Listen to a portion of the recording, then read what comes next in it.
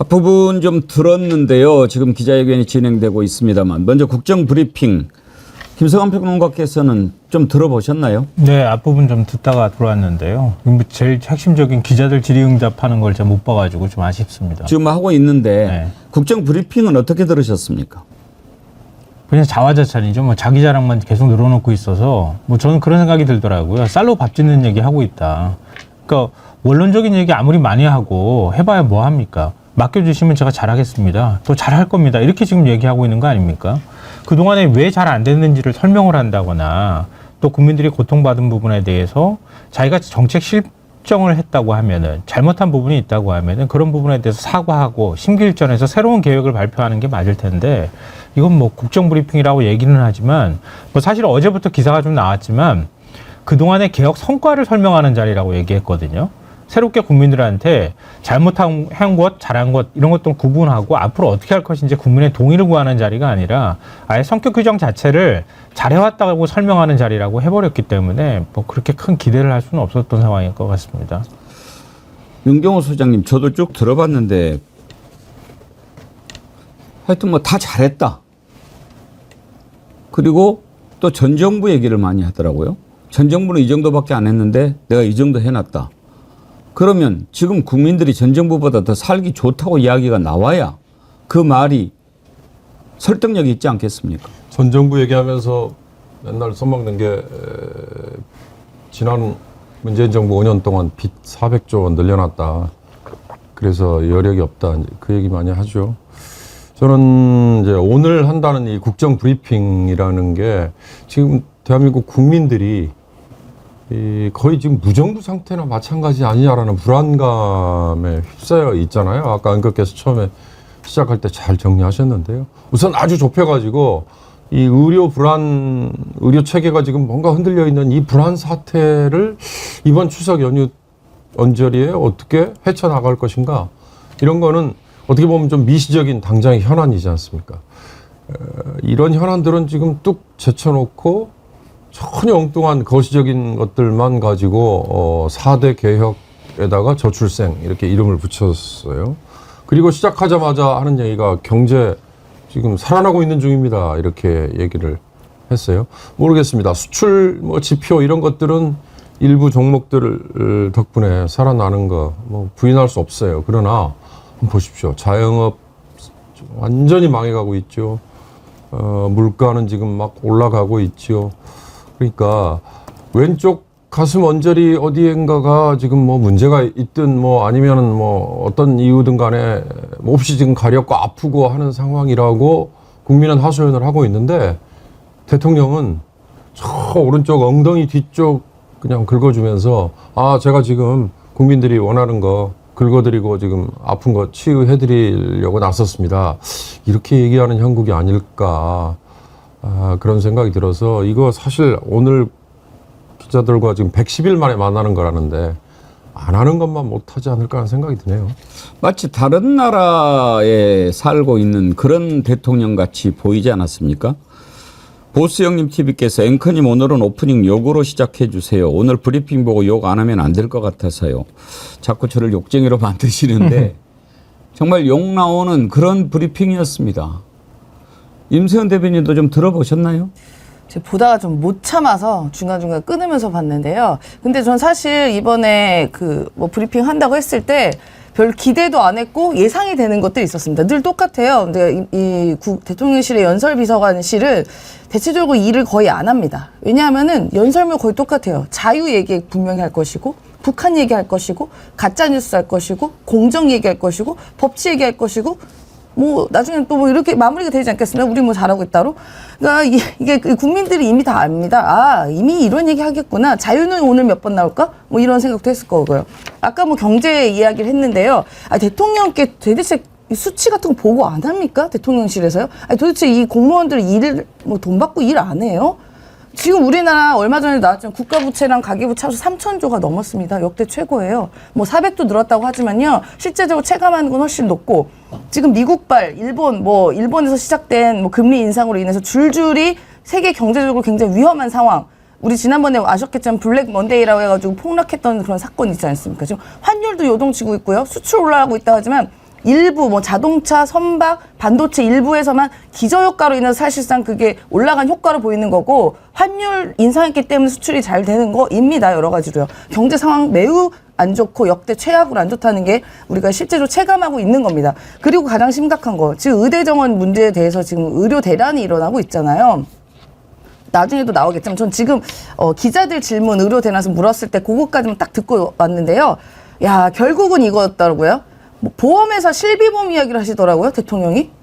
그 결국 이렇게 의료 대란으로 의사들과 무슨 자존심 싸움 했던 거에 기저에는 결국은 국민들에게 모든 책임과 비용을 전가하기 위한 그런 뒷배가 있었던 거 아닌가라는 또 의심받고 들었습니다. 이 대통령이요, 지금 아예 현실 감각이 없어요. 매일 뭐 술 드시고 하시느라 바빠서 그런지 모르겠지만 현장에 답이 있다고 얘기하시는데 진짜 현장 가보십시오, 의료 현장. 저는 실제로 가족이 얼마 전에 입원을 했었어요. 지난주에. 그래가지고 응급실 가고 했는데요. 이틀 동안 정말 어떻게 할 줄 모르겠더라고요. 그러니까 근데 대통령 현장 가겠다는 얘기가 어디서 나옵니까? 가서 본인이 겪어보세요. 본인이야 주치에 있으니까 뭐 아프도 바로바로 치료 가능하겠지만 현장이 난리통인데 현장 가보라고요? 아니 도대체 난 대통령실에 있는 일단 참모들 더 문제라고 봐요. 보고 좀 제대로 하십시오. 보고 좀. 개혁을 중단하라는 얘기가 아닙니다. 현장을 좀 알고 정책을 제대로 집행하라 하는 얘기 아닙니까? 지금 의료 대란 때문에 모든 국민들이 고통을 겪고 있고 무엇보다도 이제 추석이 다가오는데 추석 명절에는 응급실 환자가 훨씬 늘어나죠. 항상 그랬으니까요. 그래서 오죽하면 국민의힘 한동훈 대표가 의대 정원 문제 이것은 안 되겠다. 유예해야 되겠다. 그렇게 얘기하니까 만찬을 취소해버려요. 너하고 대화 안 해. 이거 아닙니까? 오늘 국정 브리핑이라고 하는 형식에서도 그걸 밝히는데 말로는 개혁 저항이 많지만 중단 없이 추진하겠다라는 표현을 썼지만 결국은 그 내용은 나는 그냥 내 길 가겠다라는 것에 다름 아니죠. 그 부분 한번 들어봅시다.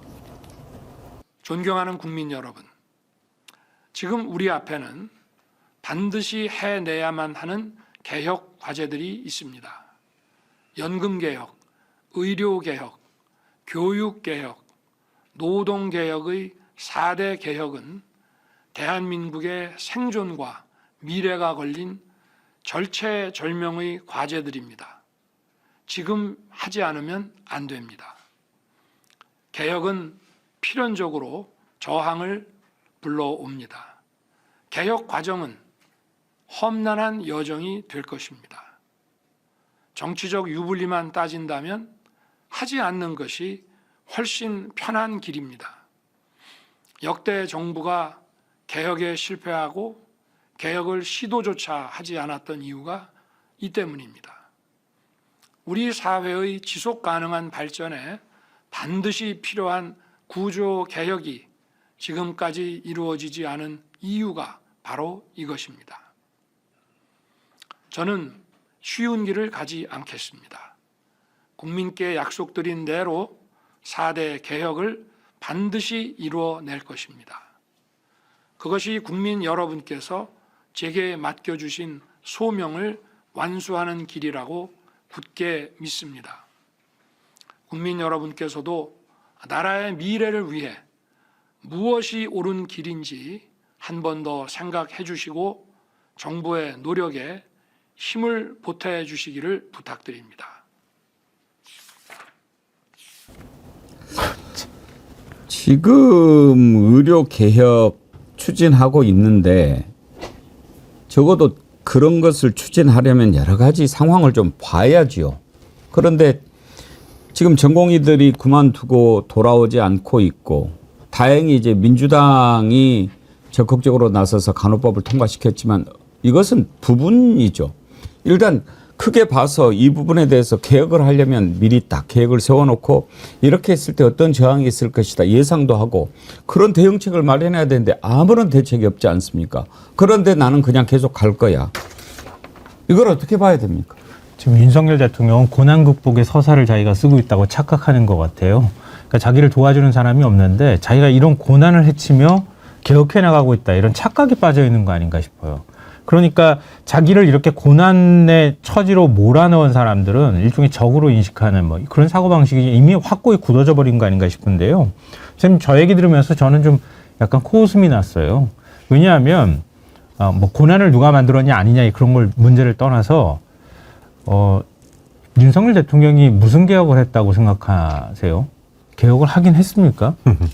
그러니까 노동개혁 주 69시간제 꺼냈다가 엄청난 반발 분류 일으켰잖아요. 그 주 60시간이라고 설적 자기가 기준 정해가지고 내렸다가 아직도 그거 제대로 추진 못하고 있습니다. 애초에 추진 자체가 잘못된 거였어요.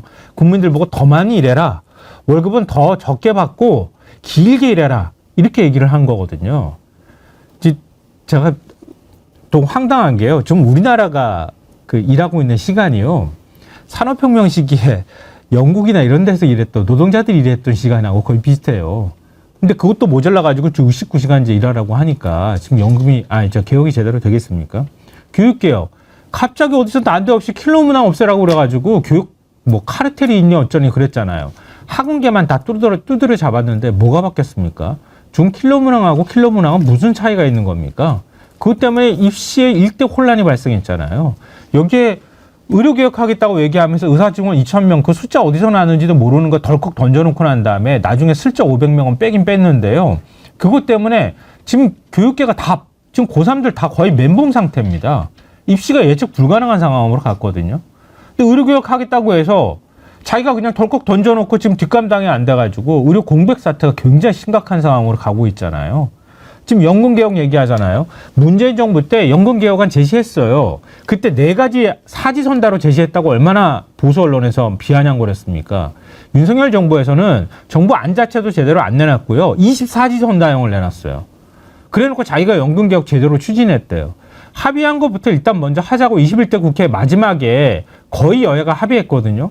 그 대통령이 그냥 틀어버렸어요. 그 야당이 주도하는 꼬라지 못 보겠다고 틀어버렸다는 얘기가 그때도 나왔습니다. 그런데 난데없이 그거보다 더 힘든 구조개혁 꺼내들었는데요. 그것도 제가 볼 때는 지금과 같은 대통령이 독주하는 상황에서 이 사회적인 의견을 모으기가 저는 쉽지 않다고 생각합니다. 이렇게 했는데 뭘 자기가 했다고 얘기하면서 지금 도와달라고 얘기합니까? 윤경호 소장님, 오늘 또 기자회견 지금 진행 중인데 뭐 주제도 정하지 않고 자유롭게 하고 그런다고 하지 않았습니까? 그랬는데 아까 시작할 때 보니까 대변인이 오늘 질문은 맨 처음에는 연금개혁, 노동개혁, 의료개혁 그거 관련해서 하고 그 다음에 뭐뭐 한다고 해요. 그게 자유롭게 뭐 미리 안 정해놓고 하는 거라고 볼 수 있습니까? 글쎄, 기자들이 아마 얼마나 호응을 해줄지 저도 지금 궁금한 대목이거든요. 호응 바로 합디다. 그건데요. 예. 예를 들어서 한동훈과의 갈등 이걸 바로 치고 들어가는 기자가 있을까? 이제 그것도 궁금하고요. 그리고 그 4대 개혁과 저출생만 합시다라고 했지만 김건희 무혐의 검찰 결정 권익위로부터 시작된 이거에 대해서 바로 직격탄을 한번 던져보는 기자가 과연 있을지. 그러니까 아까 제가 왼쪽 허벅지, 뭐 오른쪽 엉덩이, 뭐 왼쪽 어깨, 뭐 이런 얘기 했는데 이렇게 따로 노는 거. 개혁과 관련해서는 사실 그 얘기 국정 운영이라는 거에는 사실 원칙과 이상이 분명히 있죠. 그러나 현실이 또 존재하잖아요. 그 현실이라는 거는 갈등 조정도 해야 되고 재원 마련도 해야 되고 그다음에 얼마나 길게 이어져야 하는 개혁 과제인지 아니면 짧게 해치울 수 있는 건지. 그러니까 쉽게 말하면 임기 이내 5년 이내에 할 수 있는 게 있고요. 우리 정부가 내 정부가 일은 벌려놓고 문제 제기는 합니다만 다음 정부 또는 그 다음 정부까지 가야 되는 안건도 있습니다라고 솔직하게 털어놓는 거.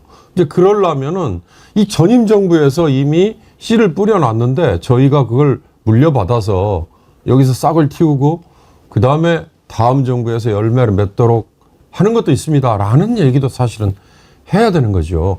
그러니까 연금개혁이든 또는 다른 부문 개혁 과제들이 이 전임 정부에서 감히 이 뚜껑이 못 열리는 그런 것도 있다는 거를 왜 모를까. 그러니까 지금 윤석열 정부가 2년이 지나고 이제 3년 차인데도 아직도 저렇게 아마추어 같은 얘기만 하고 있으니까요. 아까 우리 김성환 평론가께서 개혁 뭐 한 거 있나요? 얘기하잖아요. 그럼 저 사람들은 우리 건폭 때려잡지 않았어요. 이렇게 말하잖아요. 그 건폭 때려잡은 게 마치 노동개혁의 한 부분을 차지하는 걸로 그렇게 착각을 하지 않습니까? 그거는 구조개혁이라고 얘기할 수 있는 거에 아마 이만큼에도 들어가지 못하는 거죠. 그러니까 뭐 이미 지금 잘한 게 뭐 있냐, 그래놓고 왜 자화자찬만 하느냐, 이 얘기는 뭐 수차 드렸으니까 필요 없는 것 같고요.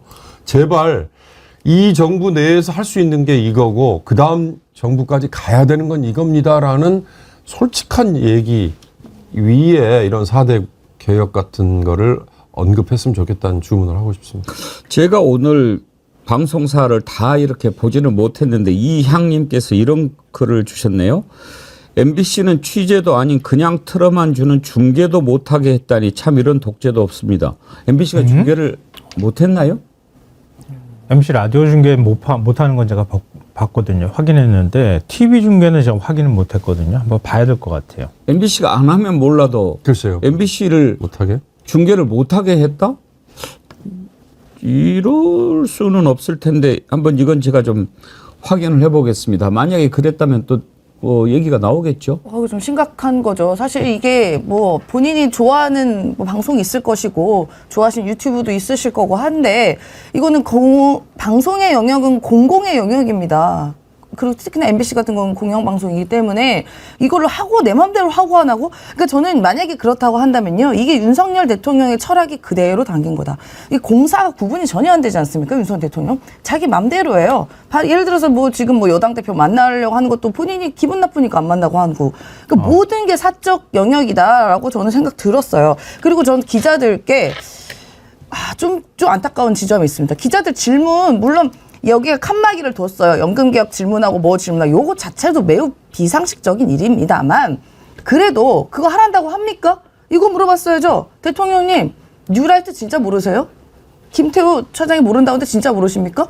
이거 물어봐야 되고요. 두 번째, 그 앞에 영상에 보면은 더 벅스탑스 히어리라고 이제 그거 무슨 신주단체처럼 보고 있는 그 간판, 그 뜻은 아세요?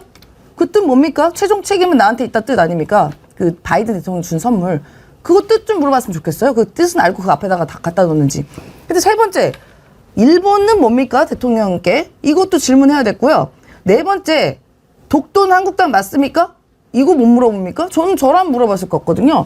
그러니까 이렇게 질문거리가 수도 없이 많은데 거기서 하란 대로 하고 있는 기자분들도 좀 저는 개인적으로 마음이 안타까워요. 뭐 그래 경로해가지고 뭐 쫓아내려서 그대로 했는지는 모르겠지만 좀 기자 정신을 발휘했으면 좋겠다. 뭐 그런 생각도 들었습니다. 일단 MBC가 배제가 된 건 맞네요. 방송을 못하게 된 경위가 나왔네요. 네. 그러니까 지금 MBC가 풀단에서 일단 배제가 돼 있는 상태인가 봐요. 최근에 이제 풀단에서 엠바고 약속을 했던 것 같은데요. MBC가 깼던 것 같아요. 그러니까 일부 영상을 송출을 먼저 한 거죠. 그것 때문에 이제 풀단에서 징계 차원에서 MBC 기자를 풀단에서 뺀 것 같습니다.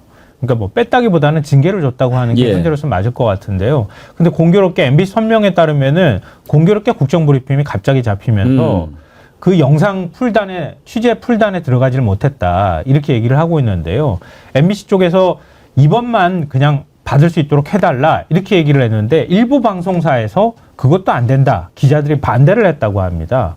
근데 풀단에서는 그렇게 얘기가 된 거고 대통령실에다가도 요청을 했던 것 같은데 대통령실에서는 풀단 쪽에 책임을 슬쩍 미루면서 빠져버렸던 것 같아요. 그래서 MBC는 지상파 방송으로는 이번에는 못 내보내고 유튜브에서 일부 중계를 하는 뭐 이런 방식을 선택했던 것 같습니다. 그러니까 엄밀히 말하면 MBC가 방송 안 하면 시청률이 MBC가 제일 높게 나와요. 그 시간에. 그러니까 대통령이 아까 앉아서 했던 국정브리핑 그 보고 그 자체는 대통령실에 협조가 있어야 되니까 그 생중계는 못했고요. 그 다음에 기자들과의 만남, 기자회견은 유튜브로 그건 자체적으로 할 수 있으니까 한 걸로 그렇게 정리되네요. 뭐 사실 MBC 승리 같습니다. 뭐 얼굴 별로 보고 싶어하는 분들 없어요. 그리고 아까 뭐 브리핑 했다는 거 봤을 때 제가 댓글 몇 개 읽어봤는데요, 다 욕밖에 없습니다. 네. 대통령이 그런 상황입니다.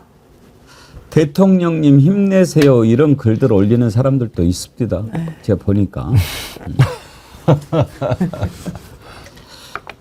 네. 아니, 대통령이 여기서 더 힘내면 어떡하라고요? 더 힘내면 안 될 것 같은데 제가 보니까 지금 이 기자회견 혼란도 내용은 지금 좀 정리가 네. 되면은 여러분께 다뤄보겠습니다만 아까 자막 나오는 거 하나 보니까 최상병 수사 공수처 잘하고 있다 이런 얘기를 했다고 그러던데 도대체 뭐를 보고 잘하고 있다고 얘기하는지 그 부분 준비가 됐습니까? 한번 들어볼까요? 네.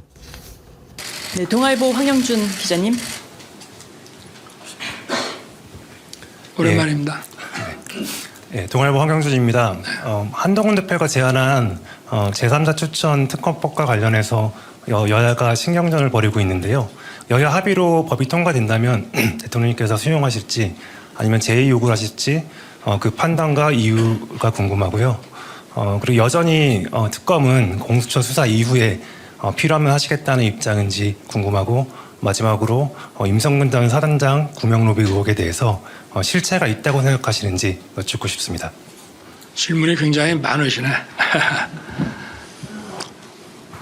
지난번에 뭐 차상병 그 특검과 관련해서 무슨 뭐 청문회를 하지 않았습니까? 국회에서. 저도 방송을 통해서 잠깐 이렇게 봤는데요. 뭐 이미 거기서 뭐 외압의 실체가 없는 것이 자연스럽게 드러난 게 아닌가 생각을 하고 저는 지난번 그 5월 10일 우리 기자회견 때도 수사가 미흡하면 제가 먼저 특검을 하자고 하겠다라고 했는데 지금 이제 그 우리 최상병의 이런 안타까운 그 사망 사건에 대해서 도대체 어떻게 법적 책임을 물어야 하는지에 대해서 수사가 저는 잘 되고 있다고 생각합니다. 지난번에 경찰에서 아주 꼼꼼하고 장기간 수사를 해서 수사 결과를 뭐 거의 뭐 책을 내듯이 이렇게 발표를 했고 제가 볼 때는 뭐 언론에서나 많은 국민들이 그 수사 결과에 대해서 뭐 특별한 이의를 달기가 어렵다고 저는 보고 있고요. 그래서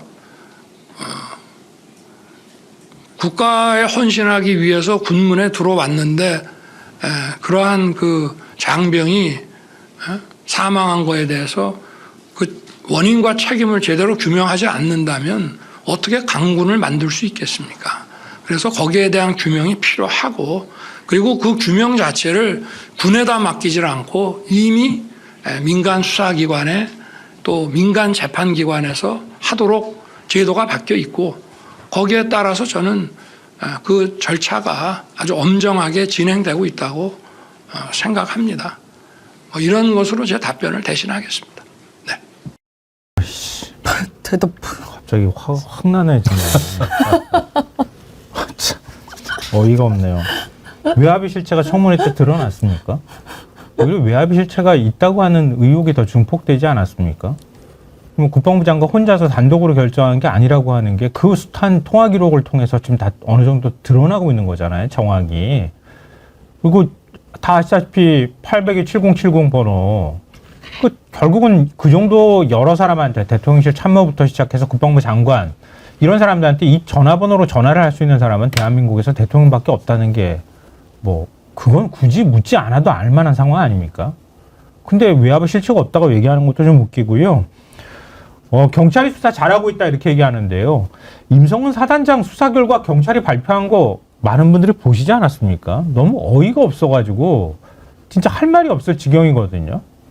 우리나라 군대 갔다 온 모든 남성들이 다 웃었을 겁니다. 그 수사 결과 보고.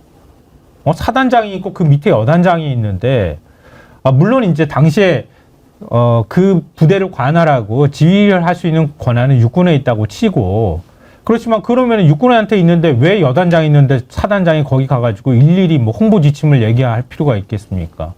사단장이 그렇게 지시하는 것 때문에 대대장들이 벌벌벌 하면서 물에 들여보내면 안 되는데 하면서 들여보냈던 거 아닙니까? 근데 그거 다 면제부 줬던 거잖아요. 그래서 얼마나 비난받고 있습니까? 근데 그걸 잘했다고 얘기를 하고요. 군 수사기관이 수사를 하도록 돼 있다. 장병이 사망하면 수사기관한테 사건이 이첩하도록 돼 있는 건 맞잖아요. 군사보험법을 개정을 해가지고 그렇게 만들어 놓은 것도 맞지만 그러면은 군에서 군 수사본부에서 수사를 하는데 왜 군 검찰단이 개입합니까? 안 그렇습니까? 그거 그냥 넘겨야 되는 거 아닙니까? 군 수사기관에서 임성근 사단장 혐의 넣어야 된다고 판단을 하는데 그거 왜 빼라고 압력 넣습니까? 그냥 그거 건드리지도 말고 그냥 경찰로 바로 넘겼어야 되는 거 아닙니까? 자기들이 도저히 말도 안 되는 행동을 하고 난 다음에 대통령이란 사람은 현실에서 무슨 일이 벌어졌는지조차 모르고 저렇게 얘기하는 겁니까? 자기가 책임 안 지려고 그 빠져나갈 궁리만 하고 있는 거 아닙니까?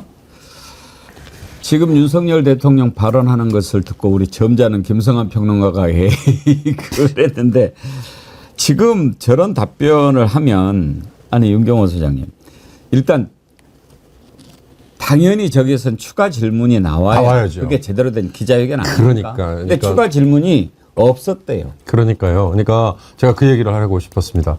이런 식의 기자회견을 계속 반복 되풀이하면요. 자칫 잘못하면 국민들이 기자들에게 혀를 끌끌 차는 상황이 계속 이어질 수 있어요. 그러니까 무슨 말씀이냐면 지금도 자 한동훈이 얘기하는 제3자 추천 방식의 특검 받으실 겁니까? 또는 뭐 필요하다고 생각하십니까? 라는 식의 두루뭉술한 질문보다는 지금 우리 김성환 평론가가 얘기하신 것처럼 청문회에서 나온 얘기 중 800-7070 전화 대통령이 한 겁니까? 라고 아예 묻든지 아니면 자 휴가 중인데도 불구하고 대통령의 사적인 휴대폰으로 추정되는 그 전화를 이용해서 임성근에게 몇 번 또 국방장관에게 몇 번 밝혀졌는데 그에 대해서 이렇게 구체적으로 질문을 한다면 과연 저런 식의 답변을 하고 넘어갈 수 있을까? 그리고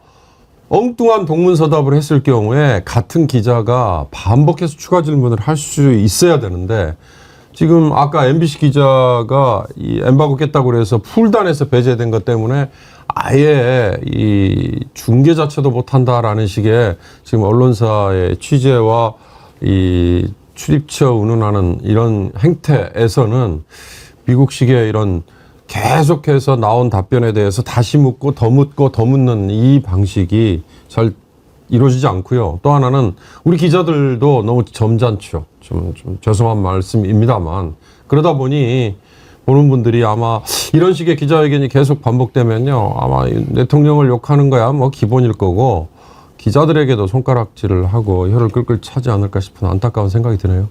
점잖은 건지 비겁한 건지 아니 국민들이 궁금해하는 것을 대신 물어보라고 그 기자 자리에 있는 거거든요. 지금 국민들이 뭘 궁금해합니까? 아니 임세현 대변인 네. 대통령이 검사 출신이잖아요. 네. 지금 수사하는 거 보고 수사 제대로 하고 있네라고 생각한다면 말이 됩니까? 그리고 질문을 그나마 저 아는 기자예요. 저분도 이제 청와대 출입 기자였거든요. 동아일보 황현준 기자라고 있는데 그래도 그나마 질문 좀 몇 개는 그래도 하셨어요. 그래도 다행입니다. 그나마 다행인데요. 일단 질문 3개 대답 1개도 제대로 안 했고요. 또 웃긴 거. 본인이 방송을 봤는데 외압의 실체가 없다는 게 드러나지 않았냐라고 얘기했거든요.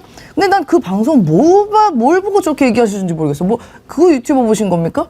아니 우리가 그 청문회했다는 거 봤잖아요. 외압의 실체가 거기서 뭘 없다고 드러났습니까? 오히려 외압이 의심되는 정황들이 막 나오고 뭐 이종호 씨고 뭐고 삼부토건이고 이상한 정황이 더 많이 나왔죠. 아니 도대체 나는 대통령님께 좀 제발 TV조선이랑 채널A 보시라고 얘기 드리고 싶어요. 그거 유튜브 좀 보지 마세요. 도대체 무슨 방송을 봤길래 외압의 실체가 없다는 게 드러났다고 얘기합니까? 그리고 계속 반복해서 말씀을 하시는 게 수사가 미흡하면 내가 먼저 특검을 하겠다고 하는데 지금 수사가 미흡 계속 하잖아요. 제대로 수사 들어간 게 뭐가 있습니까? 계속 외압하고 심지어 지금 뭐 이 최상병 문제뿐만이 아니라 더 큰 문제라고 의심되는 말레이시아 관련된 그 마약이 이제 들어온 사건에도 외압이 했다는 대통령실로부터 의심되는 뭐 그런 것도 있잖아요. 근데 저는 도대체 정말로 제가 계속 반복해서 얘기 드리는 이유가 뭐냐면요. 저도 청와대를 근무했기 때문에 이 비서진이 어떤 역할을 해야 되고 어떤 조언을 드려야 되는지를 제가 명확하게 알고 있어서 그렇게 얘기 드리는데 아무리 대통령 경로에도요. 제발 좀 제대로 된 정보를 좀 주세요. 대통령 옷 벗겨놓고 멋있다고 하지 마시고. 벌거벗은 임금님 아닙니까 정말로. 뉴라이트 관련한 질문이 있긴 있었네요. 그 내용 한번 들어볼까요?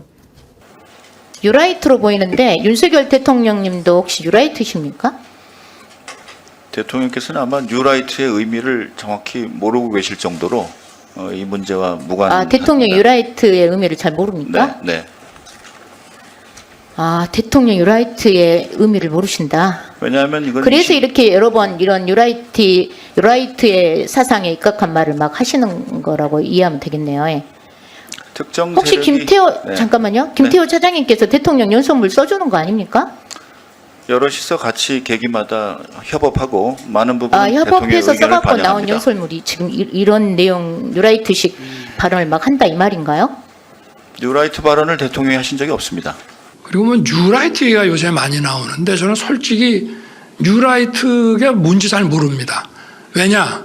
뭐 서로 뉴라이트를 언급하는 분마다 서로 뭐 좀 정의가 다른 것 같아서 그래서 뭐 우파인데 좀 뭐라 그럴까 좀 진보적 우파를 말하는 건지 뭐 뭔지 처음에 나올 때는 그런 식으로 들었는데 요새는 또 뉴라이트에 대해서 뭐 언론에서 제가 좀 그동안 본 거하고 좀 또 다른 정의가 막 이루어져서 그런 건 잘 모르겠고 우리 정부의 인사는 국가에 대한 충성심 그리고 그 직책을 맡을 수 있는 역량 이 두 가지를 보고 인사를 하고 있습니다.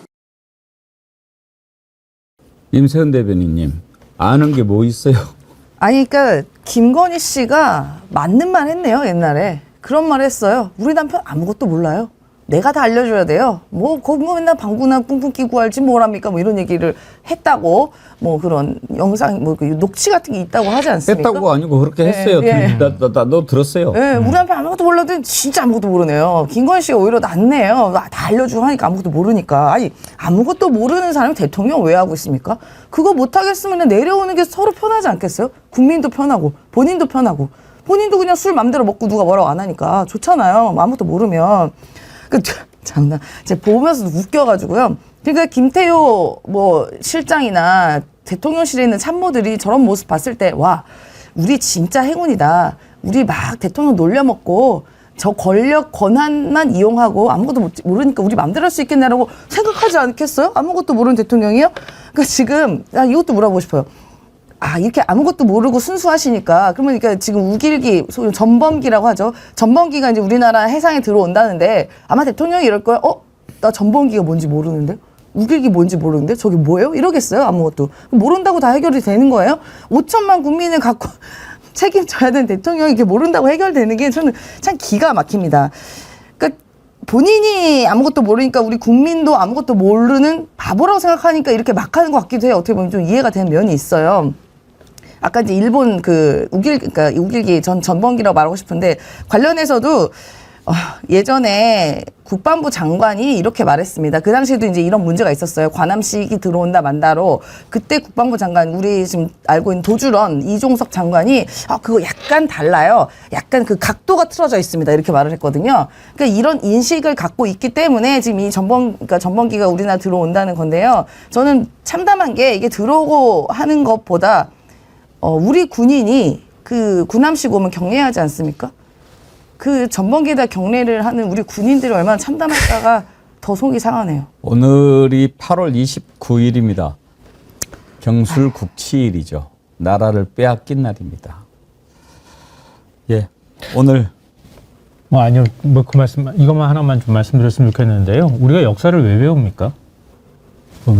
왜 배워야 합니까?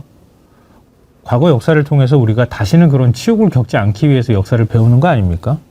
그러니까 우리 후손들이 앞으로 그런 일이 발생한다고 하면 그렇게 지배하려고 하는 그 누군가 나라든 민족이든 이런 데 끝까지 저항해야 한다는 걸 배우라고 우리가 역사 배우는 거 아닙니까?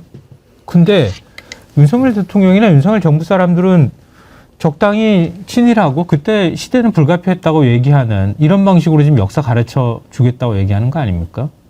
그렇게 얘기하면 우리 후손들이나 아니면 우리도 역시 마찬가지네요. 그런 상황 왔을 때 뭐 미국이든 일본이든 뭐 북한이든 중국이든 어느 나라든 간에 들어오면 적당히 타협하고 적당히 함께 사는 것. 이게 혹시 그 길이라고 생각하는 거 아닌가? 뭐 그런 생각이 문득 드네요.